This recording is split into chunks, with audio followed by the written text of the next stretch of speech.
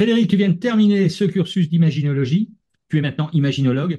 Quel est le moment marquant de cette formation, de ce cursus, dont tu peux te souvenir, dont tu peux nous parler, et qui a vraiment influencé ta façon de voir l'accompagnement? Alors, je dirais que, enfin moi déjà, je connaissais déjà un petit peu les archétypes de Jung et ça me plaisait énormément.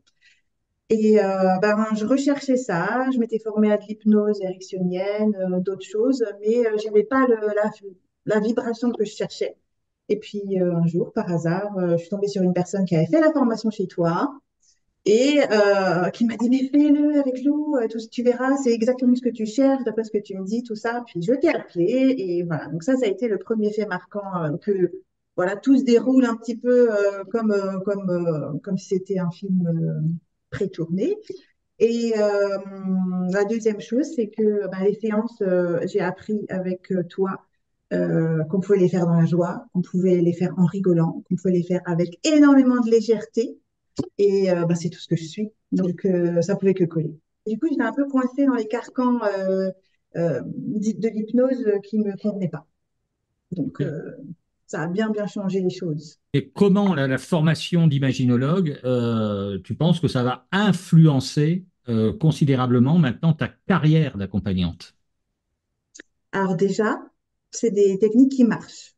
Donc, les gens, ils ressortent, ils arrivent généralement en bas de complet et puis ils ressortent, ils ont le smile, ils sont contents parce qu'ils ont rigolé, ils sont contents parce qu'ils ont pu imaginer des trucs, voyager. C'est pas du tout un accompagnement classique, on va dire.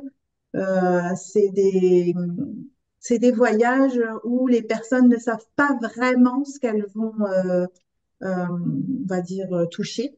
Et ben, du coup, ça marche encore mieux. Ce que ça va faire, ce que ça fait déjà, et ce que ça va faire encore plus dans le développement de cet accompagnement, c'est que ben, je vais encore plus avoir confiance en moi, en mes capacités et en la réussite de mes accompagnements. C'est clair. Quel conseil tu pourrais donner à quelqu'un qui hésite à faire cette formation en imaginologie? Devine ma réponse?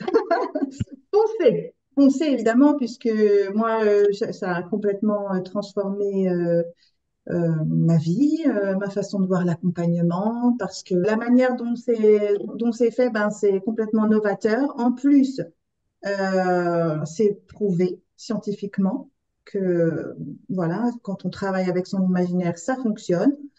Si vous n'êtes pas tout à fait certain que, ben, je vous invite à aller plus dans le développement personnel. Regardez ce qu'on peut vous dire sur ben, la visualisation, par exemple, rien que ça, ou les affirmations positives, et vous verrez que par l'imagination, ben, on s'y retrouve et il faut y aller. Il faut être imaginologue et rentrer dans notre grande famille, parce que maintenant j'en fais partie.